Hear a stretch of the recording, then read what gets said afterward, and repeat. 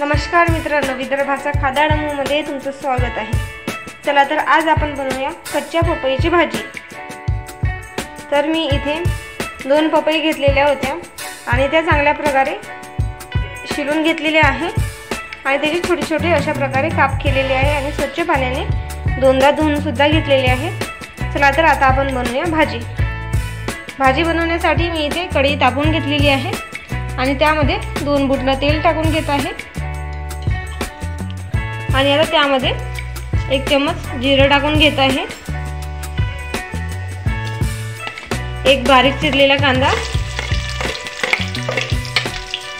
चांगल्या प्रकारे परतून घेत आहे। इथे आपला कांदा चांगल्या प्रकारे शिजलेला आहे व आता मी यामध्ये 1 चम्मच आलं लसूण पेस्ट टाकून घेणार आहे आणि 1 बारीक चिरलेलं टमाटर ते सुद्धा टाकून घेत आहे।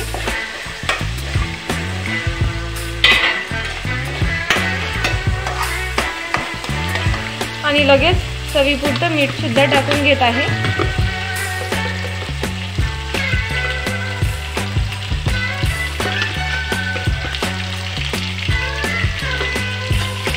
एक चम्मच हळद, 1 चम्मच धनेपूड, 2 चम्मच तिखट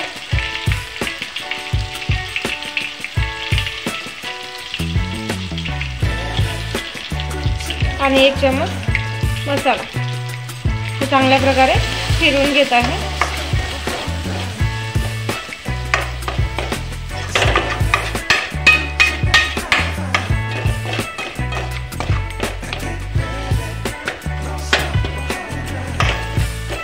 आणि आता यामध्ये मी थोडं पाणी घालून घेणार आहे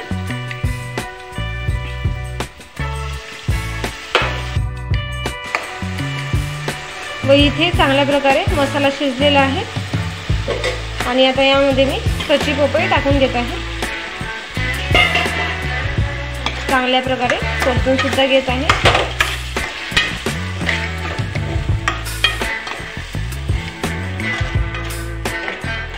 पपईची भाजी ही शरीरासाठी पौष्टिक आहे आणि तुम्ही नक्की एकदा ट्राय करून बघा। खायला सुद्धा चविष्ट लागते आणि शरीरासाठी सुद्धा फायदेशीर आहे। आणि आता यावरती मी झाकून देणार आहे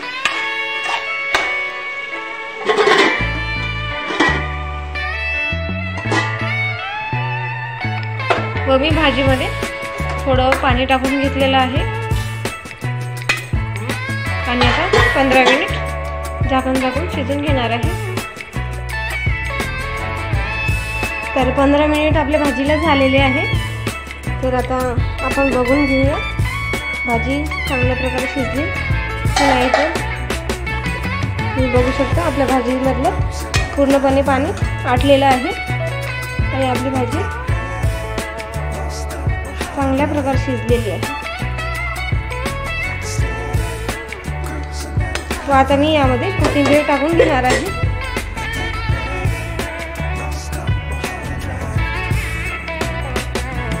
भाजीमध्ये कोथिंबीर टाकून घेतलेली आहे आणि चांगल्या प्रकारे मिक्स सुद्धा करून घेणार आहे।